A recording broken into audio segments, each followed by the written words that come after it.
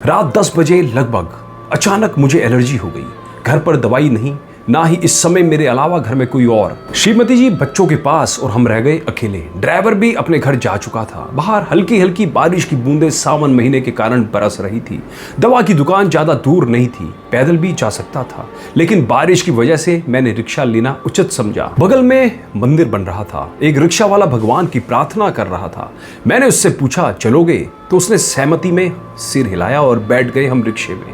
Rickshaw वाला काफी बीमार लग रहा था और उसकी आंखों में आंसू भी थे। मैंने पूछा क्या हुआ भैया, रो क्यों रहे हो और तुम्हारी तबीयत भी ठीक नहीं लग रही है। उसने बताया बारिश की वजह से 3 दिन से सवारी नहीं मिली और वह भूखा है, बदन दर्द भी कर रहा है। अभी भगवान से प्रार्थना कर रहा था कि आज मुझे भोजन दे दो, मेरे रिक्शे के लिए सवारी भेज दो। मैं बिना कुछ बोले रिक्शा रुकवा कर दवा की दुकान पर चला गया। वहां खड़े खड़े सोच रहा था कहीं भगवान ने तो मुझे इसकी मदद के लिए नहीं भेजा, क्योंकि यदि यही एलर्जी आधे घंटे पहले हुई होती तो शायद मैं ड्राइवर से दवा मंगाता। रात को बाहर निकलने की मुझे कोई जरूरत भी नहीं थी और पानी ना बरसता तो रिक्शे में भी ना बैठता।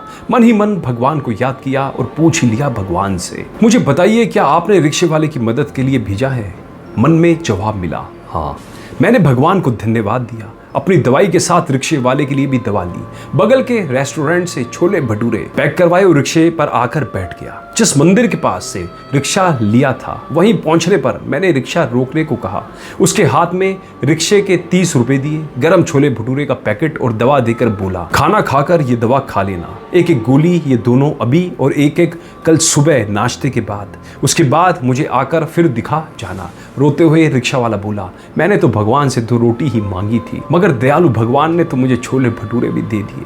कई महीनों से इसे खाने की इच्छा थी। आज भगवान ने मेरी प्रार्थना सुन ली और जो मंदिर के पास उसका बंदा रहता था उसको मेरी मदद के लिए भेज दिया। कई बातें वह बोलता रहा और मैं स्तब्ध हो सुनता रहा। घर आकर सोचा कि उस रेस्टोरेंट में बहुत सारी चीज़ें थी, मैं कुछ और भी ले सकता था, समोसे या खाने की थाली, पर मैंने छोले भटूरे ही क्यों लिए। क्या सच में भगवान ने मुझे रात को अपने भक्त की मदद करने के लिए भेजा था।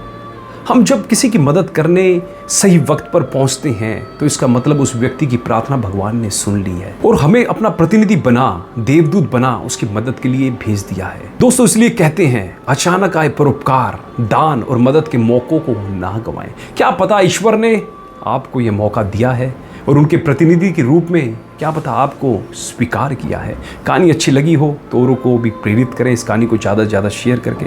धन्यवाद।